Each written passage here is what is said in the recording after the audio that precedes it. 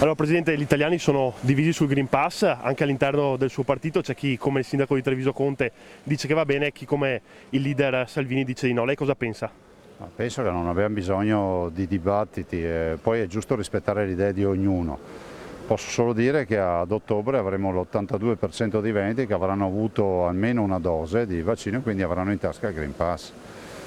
È un momento difficile, ne verremo fuori, poi anche questi dibattiti, eventuali piccole polemiche scemeranno, nel senso che poi scompariranno assieme al virus. La vera sfida è fare in modo che i cittadini tornino ad essere liberi, che non si abbia più la mascherina e che non si parli più di virus. Abbiamo 161 persone in terapia in area non critica, 18-19 in terapia intensiva, quindi decisamente il rapporto numero contagiati ricoverati è crollato, a differenza delle altre ondate dove in base ai contagiati riempivi gli ospedali. E il suo appello ai veneti è sempre quello di vaccinarsi e di tamponarsi? La vaccinazione resta volontaria ed è bene che sia volontaria, dopodiché se uno chiede la mia opinione vi dico solo che le persone che entrano in ospedale, soprattutto in terapia intensiva in questo ultimo mese con la variante Delta, sono sostanzialmente tutte non vaccinate.